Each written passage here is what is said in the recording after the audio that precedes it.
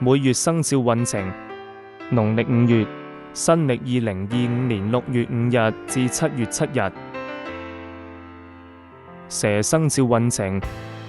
本月為權力地位提升月，又到上班一族努力爭取的時候了。本年是地位提升生肖的你，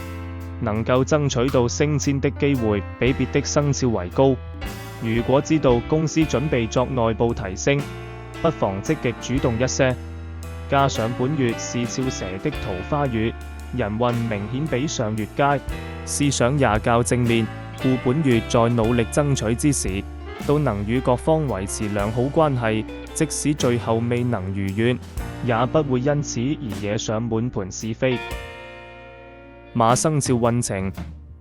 本月為權力地位提升月，又到了上班一族努力爭取的時候。今年是桃花年的你，必然能增強別人對你的好感，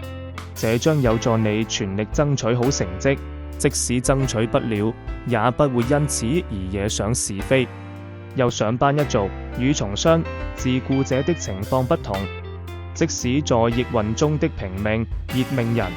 如果想再進一步，亦可以全力爭取，並不會因為在逆運中而機會大減。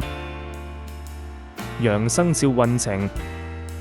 本月為超羊的財運月，最能直接受惠的是從商一族，相信能因財運月而令收入有所上升。其次是自僱一族，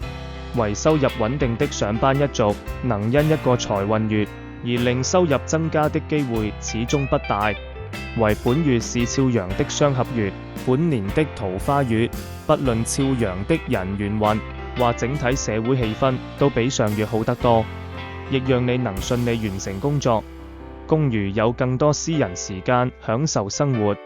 而這也算是一種得着。猴生肖運程：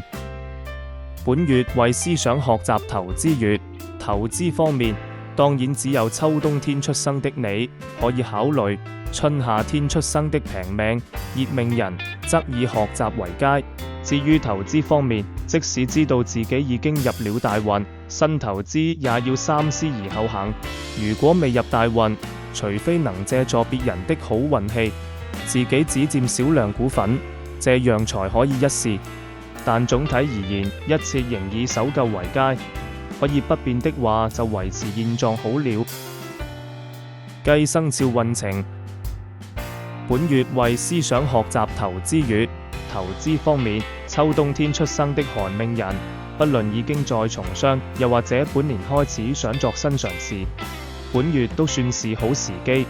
學習方面，對春夏秋冬天出生的平命、熱命、寒命人都是適宜的。正所謂活到老，學到老，任何年紀的人都不時要為自己增值，尤其是仍在上班的你，更不要落後於人。就趁這兩個學習月進修一下好了。狗生肖運程：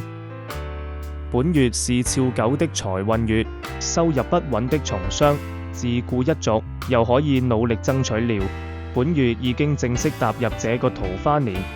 相信在努力爭取時，不難獲得貴人輔助，尤其是需要良好人際關係的從商者，爭取好成績時，必然比去年容易和順暢得多。其次是自僱的你，雖然本月不是多勞多得月，但相信也能因財運月而令收入有所增長。